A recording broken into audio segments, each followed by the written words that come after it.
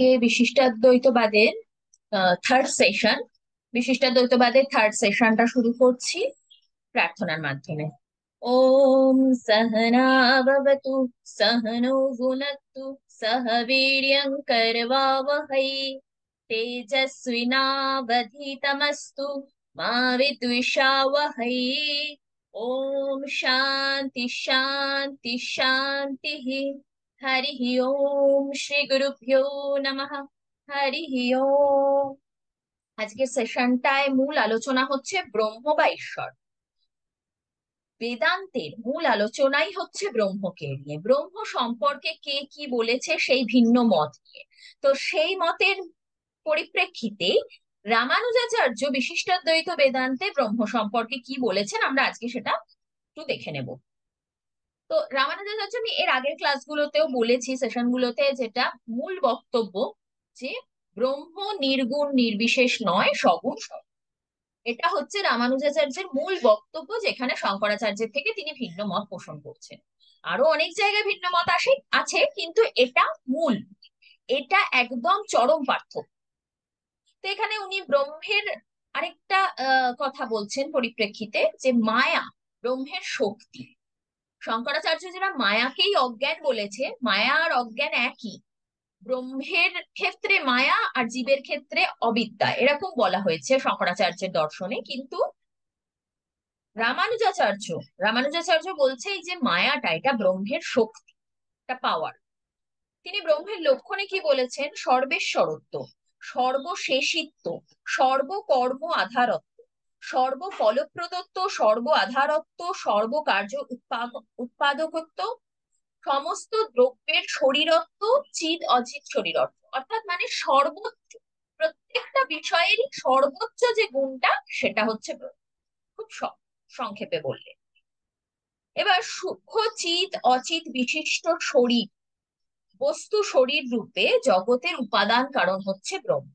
এটা কেন বললাম? আমি আগের দিনই দেখিয়েছিলাম, প্রথম ক্লাসটায় খুব সম্ভবত দেখিয়েছিলাম, যে ব্রহ্ম দুটো অংশ, চিত এবং অচিত, এবং তার থেকে উৎপন্ন হয়েছে জগৎ।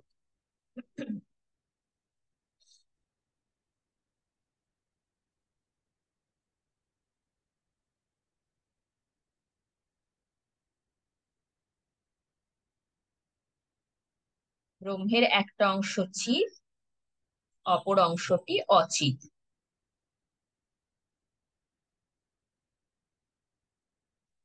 তাহলে ব্রহ্মের এই চিত আর অচিত অংশর, চিত থেকে উৎপন্ন হয়েছে জীব, আর অচিত থেকে উৎপন্ন হয়েছে জড়।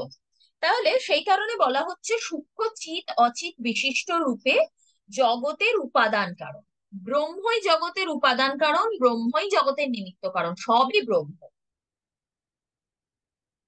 এবার স্থূল চিত, এটা কিন্তু সূক্ষ্ম।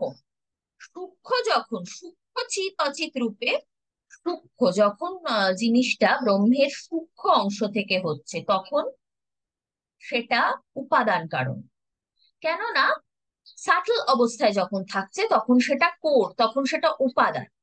যেমন আমরা বলি উম তিল যখন থাকে তখন সেটা উপাদান, সেটাকে পেষণ করা হলে তেল উৎপন্ন হয়। ঠিক একই ভাবে যখন সূক্ষ্ম থাকছে তখন সেটা উপাদান, আর যখনই সেটা স্থূল হয়ে যাচ্ছে তখন সেটা হয়ে যাচ্ছে কার্য। অর্থাৎ স্থূলত্ব প্রাপ্ত হচ্ছে, কার্য উৎপন্ন হচ্ছে, কারণ থেকে কার্য উৎপন্ন হচ্ছে, তখন সেটা হয়ে যাচ্ছে জীব, জড়জীব। তাহলে সূক্ষ্ম চিত অচিত বিশিষ্ট রূপে, অর্থাৎ বস্তু শরীর রূপে জগতের উপাদান কারণ হচ্ছে ব্রহ্ম। আবার স্থূল চিত অচিত বস্তু শরীর ব্রহ্ম কার্য, তখন সেটা জগৎ আর জীব রূপে অভিব্যক্ত হচ্ছে। আবার সংকল্প রূপে নিমিত্ত কারণ। সংকল্প, সংকল্প কেন বলছে?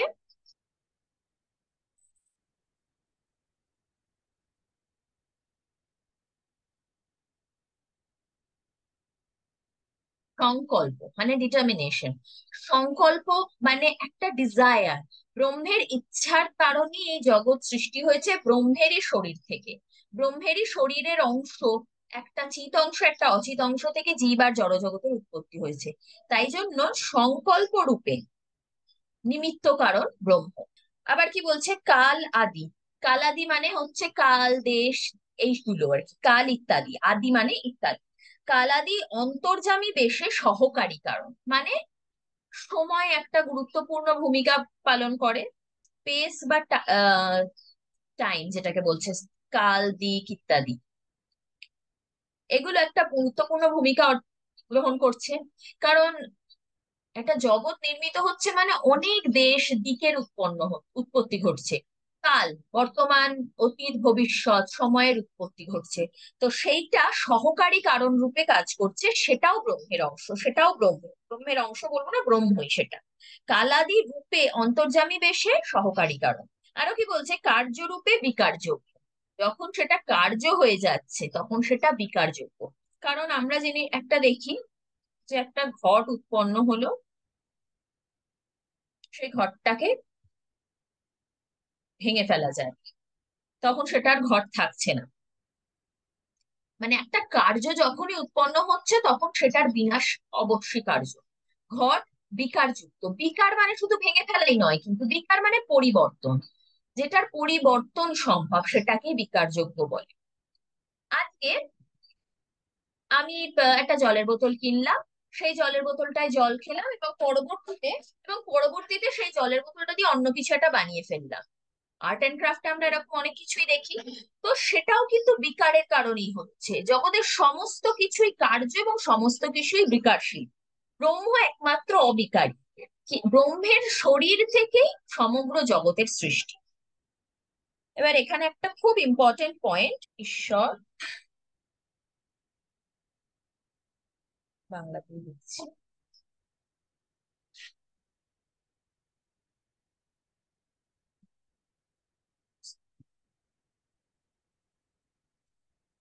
আত্মা,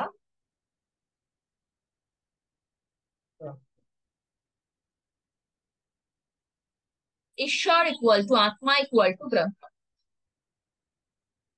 ঈশ্বরও যা, ব্রহ্মও তা, আমরা আগে দেখেছি, আত্মাও তা। আত্মাও পৃথক কিছু নয়। তো এটা খুব ইম্পর্টেন্ট একটা পয়েন্ট। এখান থেকে শর্ট কোশ্চেনেও জিজ্ঞাসা করতে পারে, রামানুজাচার্যের মতে ঈশ্বর ইকুয়াল টু আত্মা ইকুয়াল টু ব্রহ্ম কার মত জানতে চাইতে পারে কোনো পরীক্ষায়। আর ব্রহ্মের ব্যাখ্যায় এই পয়েন্টটা লেখা খুবই গুরুত্বপূর্ণ। যখন আমরা শঙ্করাচার্যের মত পড়ি, তখন কিন্তু শুধু আমরা এই পরের অংশটুকু পাচ্ছি, আত্মা ইকুয়াল টু ব্রহ্ম। তখন কিন্তু তিনি ঈশ্বর বলছেন না। কেননা তিনি বলছেন যে ঈশ্বর, ঈশ্বর তিনি অস্বীকার করছেন না। আমাদের ব্যবহারিক জগতে ঈশ্বরের প্রয়োজনীয়তা আছে। সগুণ ঈশ্বরকে আমরা জানতে সক্ষম হলেই কালক্রমে আমরা নির্গুণ ব্রহ্মকে জানতে সক্ষম হব। কিন্তু সগুণ ব্রহ্ম ঈশ্বর, আর আত্মা নির্গুণ ব্রহ্মের সাথে ইকুয়াল।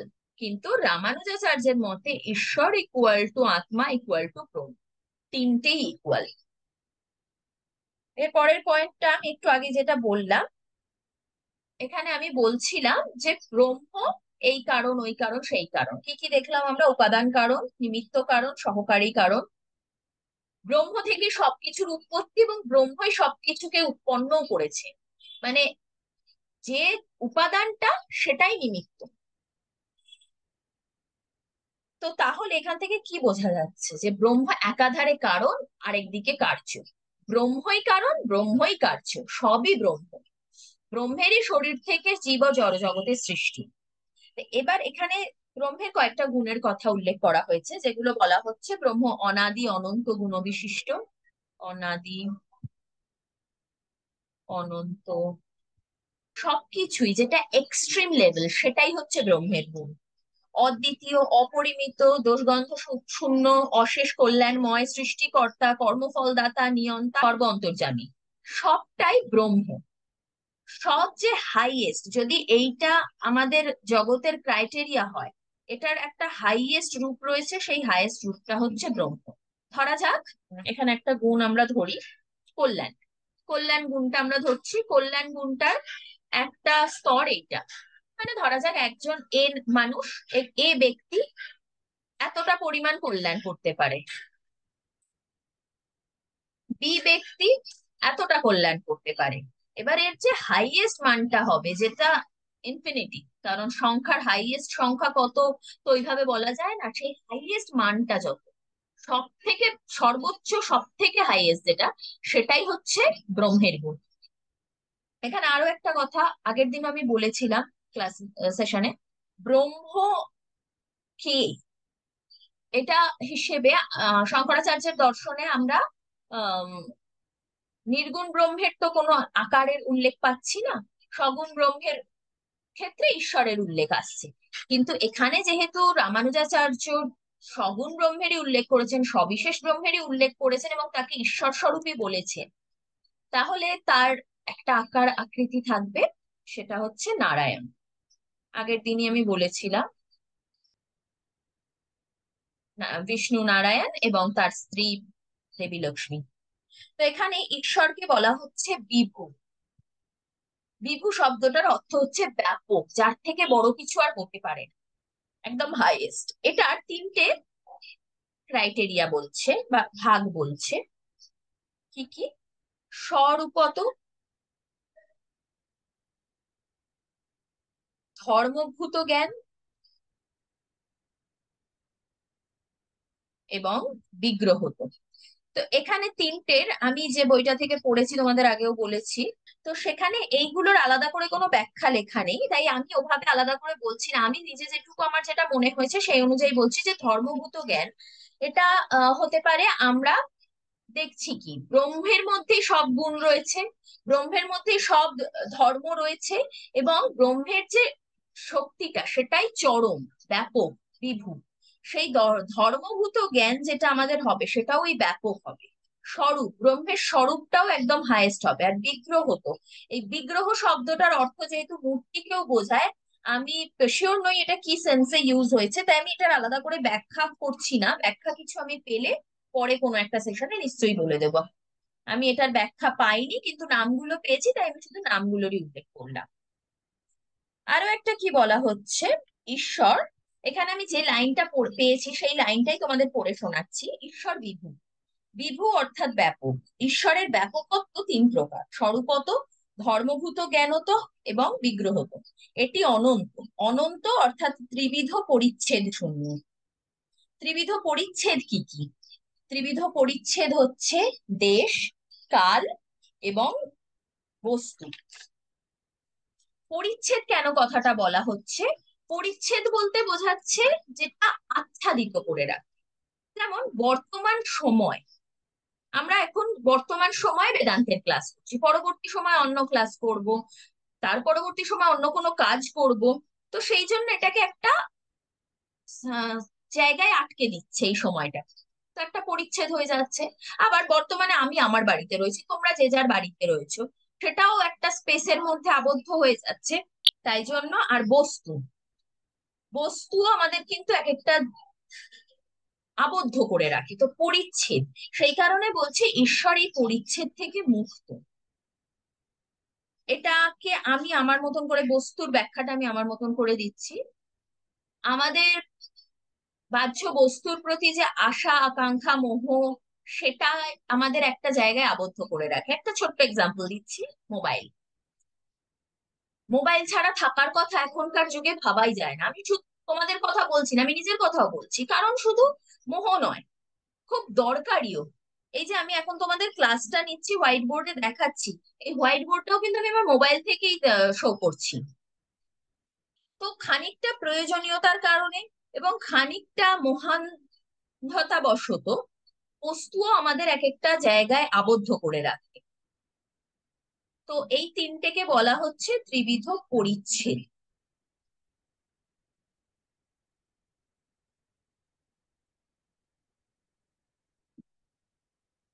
এরপরে আসছে কি বলছে, ঈশ্বরের স্বরূপ ধর্ম কি কি?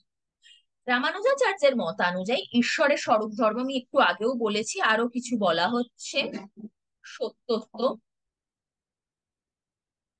জ্ঞানত্ব, আনন্দত্ব, অর্থাৎ ওই সৎ চিৎ আনন্দ স্বরূপ, অনন্তত্ব প্রভৃতি। সর্বোচ্চ গুণের আধার ঈশ্বর। এবং এইগুলো হচ্ছে ঈশ্বরের স্বরূপ ধর্ম প্রভৃতি দেওয়া রয়েছে। তো মূল আমরা সচ্চিদানন্দটা কিন্তু পড়েই থাকি, সচ্চিদানন্দ স্বরূপ। এটা শুধু শঙ্করাচার্যের দর্শনে নয়, এটা উপনিষদেরও কথা। সচ্চিদানন্দ স্বরূপ ব্রহ্ম, তো সেই হিসেবে সৎ অর্থাৎ সত্যত্ব, চিত অর্থাৎ জ্ঞানত্ব, আনন্দ, অনন্ত, এই চারটে আমরা পয়েন্ট পাচ্ছি ব্রহ্মের স্বরূপ ব্যাখ্যার জন্য। ব্রহ্ম সত্যত্ব স্বরূপ, জ্ঞানত্ব স্বরূপ, আনন্দত্ব স্বরূপ, অনন্তত্ব স্বরূপ। আমরা যখন এই ব্রহ্মের স্বরূপটাকে ভুলে যাই, তখন আমাদের মনে এর অপোজিট যে ভাবনাগুলো, মিথ্যাত্ব, অজ্ঞানত্ব, আহ দুঃখ, অন্তের ভয়, এইগুলো কাজ করতে থাকে। এরপর সৃষ্টির উপযুক্ত যে ধর্ম, সেই ধর্মগুলোর উল্লেখ করা হয়েছে। সৃষ্টির উপযুক্ত ধর্ম কি? সর্বজ্ঞত্ব।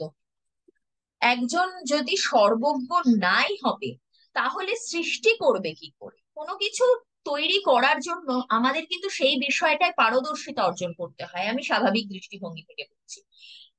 একজন আর্টিস্ট তখনই একটা আর্ট পিস তৈরি করতে পারবে যখন সেটা বানানোর জন্য যথোপযুক্ত জ্ঞানটা তার মধ্যে বর্তমান থাকবে। সেই বিষয়ে যথোপযুক্ত জ্ঞান না থাকলে সে সেটা বানাতেই পারে।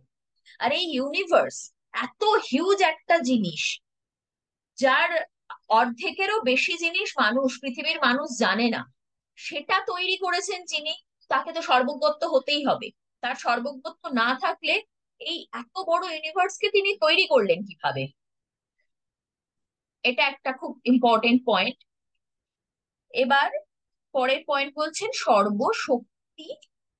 সর্বশক্তিত্ব।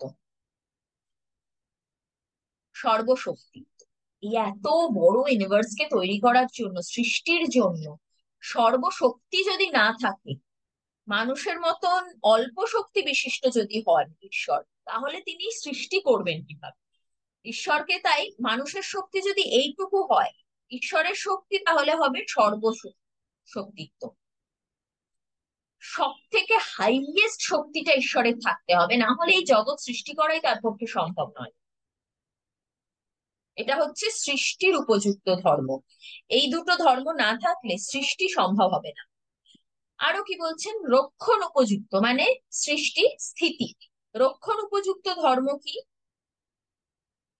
রক্ষণ উপযুক্ত ধর্ম হচ্ছে কারুণ্য ইত্যাদি। কারুণ্যা কারুণ্যাদি। কারুণ্যাদি মানে করুণা, দয়া, মায়া, মমতা। একটা জগৎকে পালন করার জন্য যা যা গুণ প্রয়োজন, সেই গুণগুলো থাকতে হবে। রক্ষণ উপযুক্ত গুণ বা ধর্ম, গুণ বলবো না, রক্ষণ উপযুক্ত ধর্ম। এর পরের পয়েন্টটা আসছে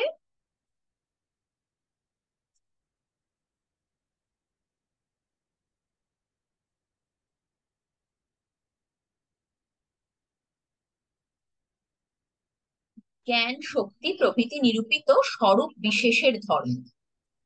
আর এরপরে ঈশ্বর যে সৃষ্টি স্থিতি লয়, অর্থাৎ সংহার, সৃষ্টি স্থিতি সংহার কর্তা ঈশ্বরই ব্রহ্ম, সেটারও উল্লেখ করা হয়েছে। এবার আসা যাক ঈশ্বরের বিভাগে বা ব্রহ্মের বিভাগে। রামানুজাচার্যের মতে ঈশ্বর বা ব্রহ্ম পাঁচ প্রকার।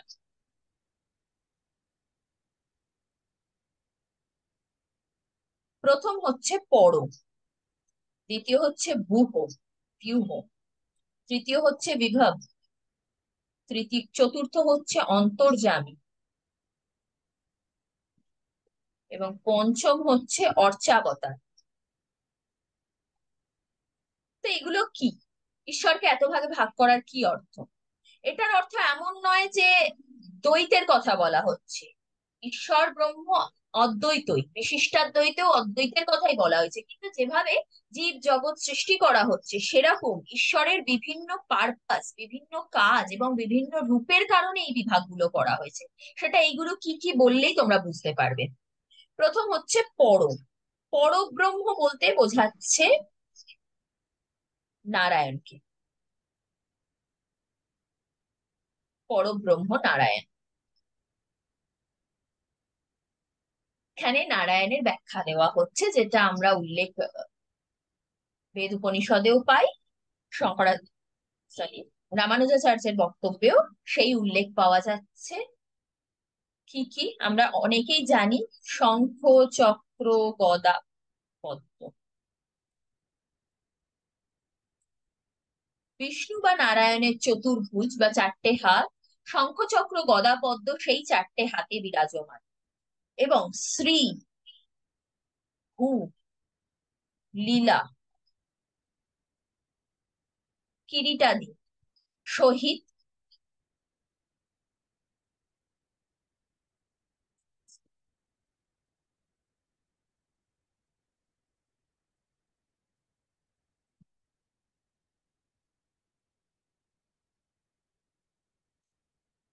ভূষিত নারায়ণ হচ্ছেন আমাদের পরম পূজ্য ঈশ্বর, পরব্রহ্ম নারায়ণ। শঙ্খচক্র গদা পদ্ম, পদ্ম লেখাটা হয়নি।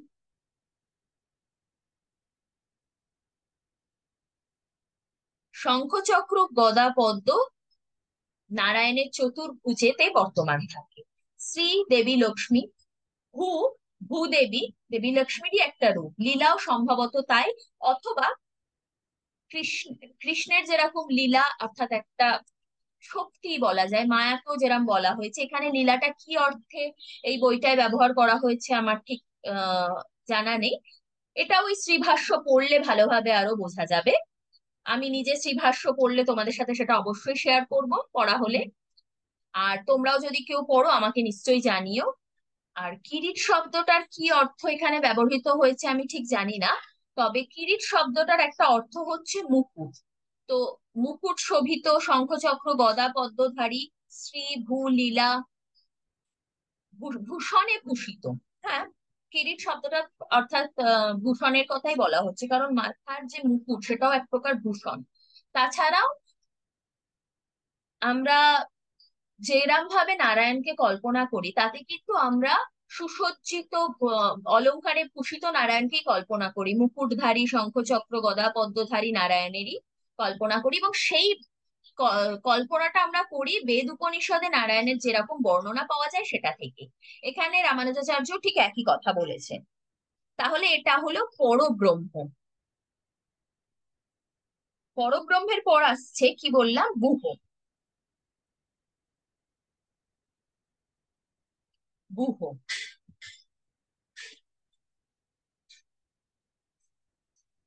বিহ। তো গুহ, গুহ শব্দটা দিয়ে কি বোঝানো হচ্ছে? চার প্রকার রূপকে বোঝানো হচ্ছে। এক হচ্ছে বাসুদেব। এখানে আমার ঠিক জানা নেই বাসুদেব বলতে শ্রীকৃষ্ণকেই বোঝাচ্ছে কিনা, কারণ শ্রীকৃষ্ণের আলোচনা কিন্তু আহ, বিভুর মধ্যে আসবে, বা বিভব যেটা আমি বলেছিলাম বিভুর মধ্যে আসবে।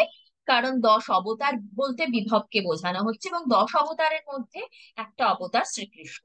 এখানে বাসুদেবকে বলা হচ্ছে ষড়গুণ সম্পন্ন,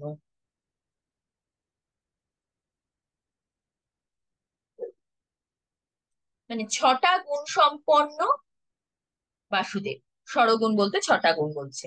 পরের জন হচ্ছে শঙ্কর্ষণ, জ্ঞান ও বলযুক্ত। এখানে বলি শঙ্কর্ষণ কিন্তু আমি যতদূর জানি আহ বলরামেরও আরেক নাম শঙ্কর্ষণ। আর এখানে জ্ঞান আর বলযুক্তর কথাই বলা হচ্ছে। আমি যদি খুব ভুল না করি তাহলে সংকর্ষণ কথাটা ওই হাল কর্ষণের সাথেই যুক্ত। আমার ভুলও হতে পারে, কারণ এই বিষয়টা আমি খুব একটা শিওর নই এখানে কি কি হিসেবে বলা হয়েছে। মোট কথা আমি শুধু নামগুলোর উল্লেখ করছি। পরবর্তী নামটা আসছে প্রদ্যুম্ন। ঐশ্বর্য বীর্যযুক্ত যে রূপ সেটা হচ্ছে প্রদ্যুম্ন। এবং শেষ গুহর রূপ হচ্ছে অনিরুদ্ধ। এই যে চারটে নাম পেলাম, এই চারটে নাম নারায়ণেরই এক এক প্রকার নাম, এটা আমরা কিন্তু সবাই জানি। অনিরুদ্ধ হচ্ছে শক্তি ও তেজ যুক্ত।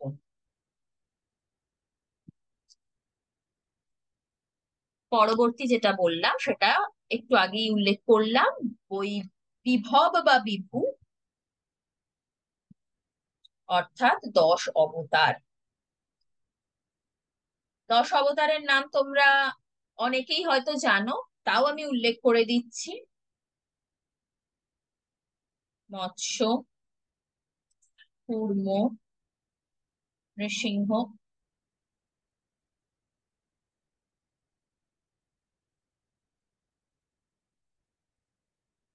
বরাহ, বামন,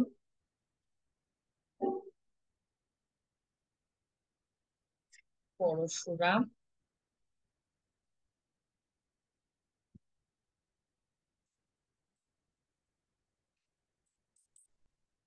বইতে নৃসিংহটাই আগে আছে, বরাহটা পরে আছে, কিন্তু আমার মনে হচ্ছে বরাহটা আগে হবে, নৃসিংহটা পরে হবে। তৃতীয় অবতার বরাহ, চতুর্থ অবতার নৃসিংহ। আমি সেই জন্যই বরাহটা প্রথমে লিখতে গেছিলাম। তাও আমি বইতে যেটা আছে সেটাই লিখলাম, লেখা হয়ে গেছে তাই আর মুছছি না। তবে যদি আমরা নর্মালিও দেখি, প্রথম জলজ প্রাণী, তারপরে উভচর প্রাণী, তারপরে স্থলচর প্রাণী বরাহ, তারপরে পশু আর মানুষের মিশ্রিত রূপ নৃসিংহ, তারপরে বামন অবতার। একদম বামন বলতে তো আমরা জানি যে হাইট শর্ট কিন্তু পূর্ণ মানুষ। তারপরে আসছে পরশুরাম, তারপরে শ্রীরাম।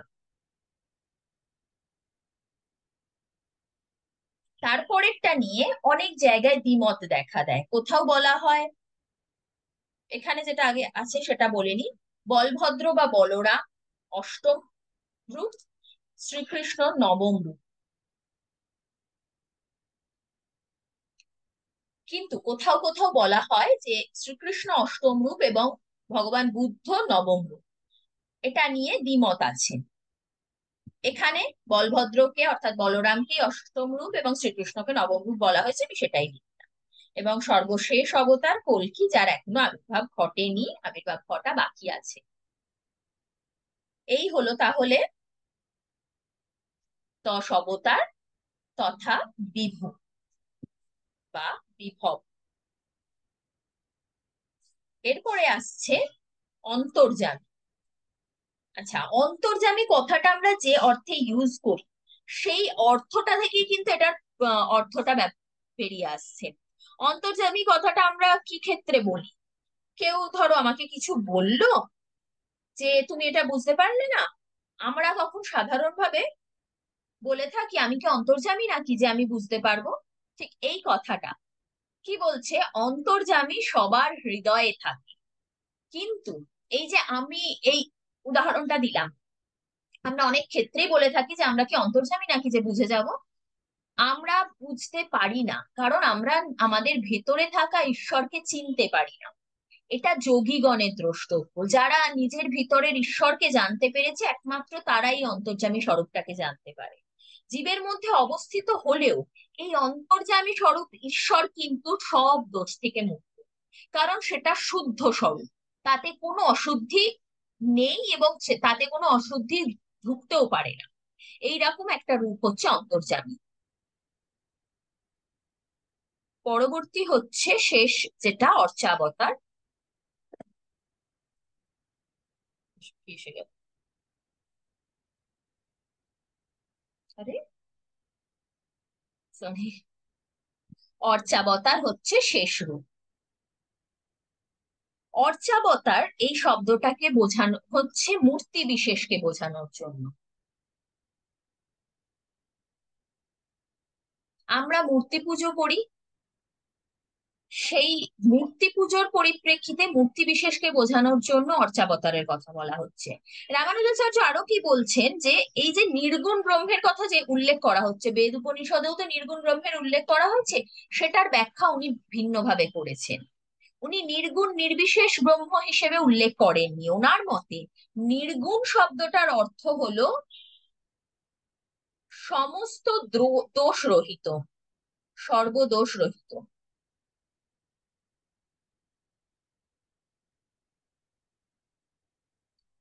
যার মধ্যে কোনো দোষ থাকে না, তিনি ঈশ্বর। এখানে আরো একটা কথা বলছে, প্রাকৃত হেয় গুণের নিষেধ। প্রাকৃত হেয় গুণ বলতে বোঝাচ্ছে যে যেটা স্বাভাবিক হেয় গুণ। প্রাকৃত হেয় গুণ মানে যেটা নিম্ন, সেই নিম্ন মানের গুণটা যার মধ্যে থাকে না।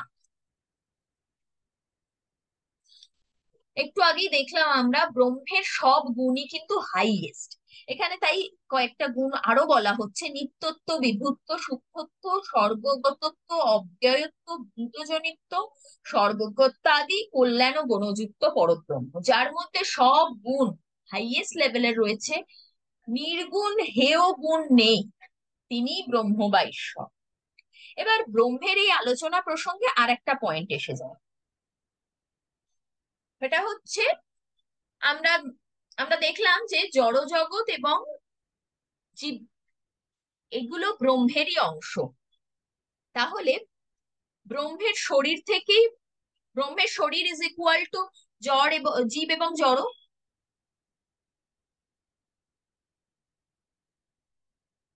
তাহলে এগুলোর তো একটা ডিফারেন্সও আছে। কি ডিফারেন্স?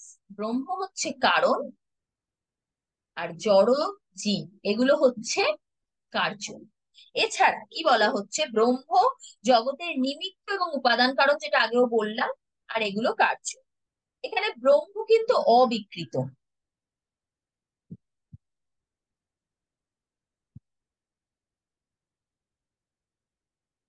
কিন্তু যখন সেটা জড় জগতে পরিণত হয় তখন সেটা কিন্তু বিকৃত। এখানে আরো একটা এক্সাম্পল দিই, বিকৃত। আমরা সাংখ্য দর্শনেও কিন্তু এই বিকারের কথাটা পাই, যেটা থেকে কোনো কিছু উৎপন্ন হতে থাকে, হতে থাকে, হতে থাকে, সেগুলো প্রকৃতি বিকৃতি স্বরূপ। প্রকৃতি শুধু প্রকৃতি স্বরূপ, এবং সর্বশেষ যেটা, যার থেকে কিছু উৎপন্ন হচ্ছে না, সেটা শুধু বিকৃতি স্বরূপ। যেটা থেকে কিছু উৎপন্ন হয় সেটাই প্রকৃতি আছে, এবং যেটা লাস্ট একদম এন্ডে আসছে সেটা শুধু বিকৃতি। মানে কার্য ক্ষেত্রে বিকৃতি রূপে উল্লিখিত হচ্ছে,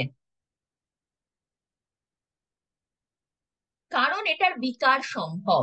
এটা ওই একদম সর্বজ্ঞ যেটা, সেটা নয়, সেটার বিকৃত রূপ। যেমন আমরা দেখি দুধ থেকে দই উৎপন্ন হচ্ছে, তো দই দুধের বিকার। এখানেও বিকৃতি বলতে সেটাই বোঝানো হচ্ছে, ব্রহ্ম থেকে জগৎ উৎপন্ন হচ্ছে, ব্রহ্ম জগৎ ব্রহ্মের বিকার। কিন্তু শঙ্করাচার্য যেরকম জগৎকে মায়া বলেছেন বা জগৎকে মিথ্যা বলেছেন, রামানুজাচার্য কিন্তু সেরাম বলছেন না। রামানুজাচার্যের মতে জগৎ মিথ্যা নয়, জগৎও সত্য, জগৎ ব্রহ্মেরই অংশরূপে অত্যন্ত ভাবে সত্য। এবার আসছে জীব ও ব্রহ্মের, জীব ও ব্রহ্মের শরীর। জগৎ জীব দুটোই ব্রহ্মের শরীর। ব্রহ্ম বিভু, জীব অণু। জীবাণু নয় কিন্তু, অণু মানে ছোট। জীবাণুও সেই অর্থেই ব্যবহৃত হয় যে জীবের থেকে ছোট। ব্রহ্ম থেকে জীব অর্থাৎ প্রত্যেকটা প্রাণী ছোট। মানুষও যেরকম এর মধ্যে ইনক্লুডেড হচ্ছে, গাছপালা প্রকৃতিতে যত কুকুর, ছাগল, বেড়াল, গরু সব কিন্তু ইনক্লুডেড হচ্ছে জীবের মধ্যে। জীবের মধ্যে কিন্তু শুধু মানুষ ইনক্লুড হচ্ছে না, প্রাণী অর্থে একটা যার মধ্যে প্রাণ আছে। উদ্ভিদের মধ্যেও প্রাণ আছে, তাই উদ্ভিদও। জীব ছাড়া আরেকটা অংশ জড়, যেটার মধ্যে প্রাণ নেই। জীব উৎপন্ন হয়েছে চিৎ থেকে, জড় জগৎ উৎপন্ন হয়েছে অচিত থেকে। তো জীব হচ্ছে অনুপরিমাণ, ব্রহ্ম হচ্ছে বিভু পরিমাণ। এবার এখানে একটা খুব ইম্পর্টেন্ট পয়েন্ট আসে, যেটা একটুখানি ডিটেলে বলা দরকার। সেটা হচ্ছে, জীবের সাথে স্বজাতীয় এবং বিজাতীয় ভেদ নেই ব্রহ্মে। ভেদ আছে স্বগত ভেদ। এই স্বজাতীয়, বিজাতীয় এবং স্বগত ভেদটা কি সেটা আমি বলছি, তার আগে এই পয়েন্টটা কমপ্লিট করে নিই। এই পয়েন্টটা কি বলছে? ব্রহ্ম পূর্ণ,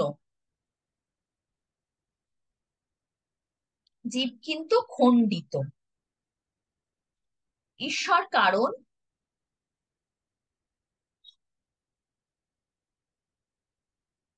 জীব কার্য। এটা আমার লেখাটা এরকম ভাবে ভুল হয়ে গেছে, ব্রহ্মটা এদিকে লেখা উচিত ছিল। আম, আর ব্রহ্মটা ওপরে আপে হবে, জীবটা লোয়ারে হবে। যাই হোক, লেখাটা আমার উল্টো হয়ে গেছে, তোমরা বুঝে নিও। কিন্তু মূল বক্তব্যটা হচ্ছে, ব্রহ্ম বিভু পূর্ণ কারণ স্বরূপ, জীব অনুখণ্ডিত কার্য স্বরূপ। জীব দাস, নারায়ণের দাস, ঈশ্বরের দাস, এইভাবে বর্ণনা করা হচ্ছে। শুধু তাই না? যারা মুক্ত জীব তাদেরকেও কিন্তু দাস স্বরূপই বলা হচ্ছে। মুক্ত জীবও কিন্তু ঈশ্বরের পর্যায়ে উন্নীত হচ্ছে না, মুক্ত জীবও দাস। এবার এখানে জীব আর ব্রহ্মের একটা সামান্য লক্ষণ দেওয়া হয়েছে। কি বলছে? উভয়ই স্বয়ং প্রকাশ। যখন জীব নিজেকে জানতে পারে তখন সে স্বয়ং প্রকাশ লাভ করে। জ্ঞানের আশ্রয়, আত্মাতেই আমাদের জ্ঞান অর্জিত হয়, তো জীবও জ্ঞানের আশ্রয়। এবং ব্রহ্ম আত্মস্বরূপ, জীবও আত্মস্বরূপ। ব্রহ্মের আত্মা পরমাত্মা, জীবের আত্মা জীবাত্মা, কিন্তু আত্মা স্বরূপ। আর জীবের বিশেষ লক্ষণ কি বলছে? এগুলো হলো সামান্য লক্ষণ। আর জীবের বিশেষ লক্ষণ বলছে অনুক্ত। মানে আহ ঈশ্বর বা ব্রহ্মের মধ্যে যে সর্বগত হাইয়েস্ট একটা বিষয় রয়েছে, বিভূত বিষয়টা রয়েছে, বিভূত লক্ষণযুক্ত ব্রহ্ম বা ঈশ্বর, জীব সেখানে অনুগুণযুক্ত, লোয়েস্ট। সব থেকে কম গুণ প্রাণীর মধ্যে, জীবের মধ্যে রয়েছে। আমরা ভাবি আমরা অনেক কিছু জানি, আমরা আসলে কিছুই জানি না। এটাই হচ্ছে জীবের আসল লক্ষণ, বিশেষ লক্ষণ। বিশেষ লক্ষণ আর সামান্য লক্ষণ বলতে বোঝাচ্ছে যখন একটা লক্ষণ দেওয়া হচ্ছে যেটা জীবের ক্ষেত্রেও অ্যাপ্লিকেবল, ঈশ্বরের ক্ষেত্রেও অ্যাপ্লিকেবল, তখন সেটা সামান্য লক্ষণ হয়ে যাচ্ছে। আর যখন কিছু একটা লক্ষণের উল্লেখ করে ঈশ্বরকে বোঝানো হচ্ছে তখন সেটা ঈশ্বরের বিশেষ লক্ষণ। যখন কিছু একটা উল্লেখ করে জীবকে ইন্ডিকেট করা হচ্ছে তখন সেটা জীবের বিশেষ লক্ষণ। এবার আসি, তিনটে ভেদের কথা বলছিলাম, স্বজাতীয়, বিজাতীয় এবং স্বগত। প্রথমে দেখে নি স্বজাতীয় ভেদটা। এক্সাম্পল দিয়ে বলছি, এক্সাম্পল দিয়ে বললে তোমাদের বুঝতে সুবিধা হবে, তাই আমি এক্সাম্পল দিয়ে বলছি। স্বজাতীয় মানে এক জাতীয়। ধরা যাক এ নামক একটা গাছ রয়েছে, বি নামক আরেকটা গাছ রয়েছে, সি নামক আরেকটা গাছ রয়েছে, কিন্তু তিনটা আলাদা আলাদা গাছ। তাহলে এই যে ভেদটা, এ নামক গাছটা ধরা যাক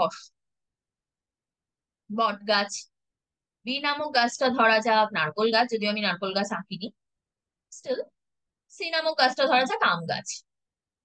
তো এই এ বি সি তিনটে তিন প্রকারের গাছ। তাহলে এইগুলো প্রত্যেকটা গাছ হওয়া সত্ত্বেও এদের মধ্যে ভেদ রয়েছে। এটা হচ্ছে স্বজাতীয় ভেদ। এক জাতীয় হওয়া সত্ত্বেও এদের মধ্যে ভেদ বর্তমান। পরবর্তী হচ্ছে বিজাতীয় ভেদ। বিজাতীয় ভেদ কি? বিজাতীয় ভেদ হচ্ছে একটা ধরা যাক গাছ রয়েছে, একটা ধরা যাক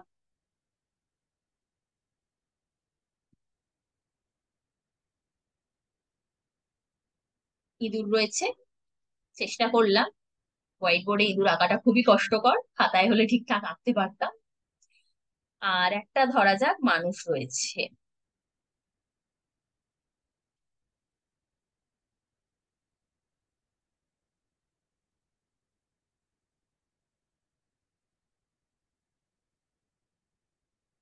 খারাপ আঁকাগুলো হচ্ছে, আঁকাগুলো নিয়ে কেউ কিছু ভেবো না, জাস্ট বোঝানোর জন্য আমি জিনিসটা আছি। তো জাতীয়, এটা হচ্ছে উদ্ভিদ জাতীয়, এটা হচ্ছে একটা নিম্ন ইতর শ্রেণীর প্রাণী জাতীয়, আর এটা হচ্ছে মনুষ্য জাতীয়। ইঁদুরের জায়গায় কুকুর বিড়ালও হতে পারে, বাঘ সিংহ হতে পারে। মোট কথা আমি পশুর কথা বলছি। উদ্ভিদ, পশু, মানুষ, তিনটে তিন জাতীয়। তাই এদের মধ্যে রয়েছে বিজাতীয় ভেদ। এরা সমজাতীয় নয়, এক জাতীয় নয়, তাই এদের মধ্যে রয়েছে বিজাতীয় ভেদ। এবার আসছি স্বগত। ধরা যাক একটা মানুষ, ভালো করে আঁকার চেষ্টা করি। একটা মানুষ, তাও খুব একটা ভালো হলো না, মানুষের একটা অবয়ব আঁকছি। তার হাত রয়েছে, তার পা রয়েছে, তার মাথা রয়েছে, অর্থাৎ আমাদের বডি পার্ট রয়েছে, অনেক বডি পার্টস রয়েছে, শুধু হাত পা মাথা নয়। প্রত্যেকটা বডি পার্ট আমাদেরই অংশ, কিন্তু এগুলোর মধ্যে ভেদ রয়েছে। এটা একটা হাত, এটা একটা হাত, দুটো পা আলাদা, এগুলো কিন্তু এক নয়, ভেদ রয়েছে। তো হাতের সাথে পায়ের ভেদ রয়েছে, একটা হাতের সাথে আরেকটা হাতের ভেদ রয়েছে, মাথার সাথে হাতের ভেদ রয়েছে। তো এই যে ভেদগুলো, এই ভেদগুলোকে বলছে স্বগত ভেদ। কেননা এগুলো এক একই ব্যক্তি শরীরে বিভিন্ন অঙ্গের ভেদ। ঠিক একইভাবে আমরা দেখছি ব্রহ্মের একটা অংশ চিৎ, একটা অংশ অচিৎ। অচিৎ থেকে উৎপন্ন হচ্ছে জড়, চিৎ থেকে উৎপন্ন হচ্ছে জীব। জীবের মধ্যেও আবার অনেক প্রকারের জীব রয়েছে, জড়র মধ্যেও হাজার প্রকারের জড়দ্রব্য জগৎ রয়েছে, জগতের মধ্যে বিভিন্ন বিষয় রয়েছে। তো এদের মধ্যে ভেদও বর্তমান রয়েছে। জগতের বিভিন্ন বস্তুর মধ্যে আমরা ভেদ পরিলক্ষিত করে থাকি, তো ভেদ বর্তমান রয়েছে। এই জন্য এখানে বলা হচ্ছে ব্রহ্মের দিক দিয়ে দেখলে কিন্তু এটা স্বগত ভেদ, কারণ সবটাই ব্রহ্মের অংশ, ব্রহ্মের শরীর বলা হচ্ছে। পুরো জগৎ এবং জীবকে ব্রহ্মের শরীর বলা হচ্ছে। আর এখানে সেটাই উল্লেখ করা হয়েছে স্বজাতীয় বিজাতীয় স্বগত ভেদটার মাধ্যমে। আশা করি বোঝাতে পারলাম। ব্রহ্ম সংক্রান্ত আলোচনায় এইগুলো হচ্ছে মূল পয়েন্ট।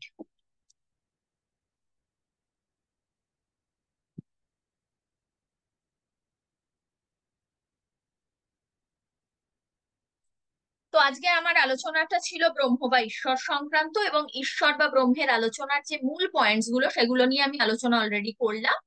কারো যদি কোনো প্রশ্ন থাকে প্রশ্ন করতে পারো, কোনো সমস্যা থাকলে বলতে পারো, কিছু বুঝতে অসুবিধা হলো কিনা। আনমিউট করে একটু বলো। আচ্ছা, আমি মাঝে একটু মিস করেছিলাম, তো আমি আপনার ভিডিওটা একবার দেখে নেব। আমি দেখে নিয়ে একবার আপনার সাথে জিজ্ঞেস করে নেবো আর কি মাঝে। হ্যাঁ। আচ্ছা, আর তিথি তোমার কোনো প্রশ্ন আছে? ম্যাম, অসুবিধা হলে আপনাকে পরে জিজ্ঞাসা করে নেবো। ঠিক আছে, তাহলে এখানে ক্লাসটা শেষ করছি। ওম পূর্ণমদ পূর্ণমিদম পূর্ণাৎ পূর্ণমুদচ্যতে পূর্ণস্য পূর্ণমাদায় পূর্ণমেবাবশিষ্যতে। ওম শান্তি শান্তি শান্তি।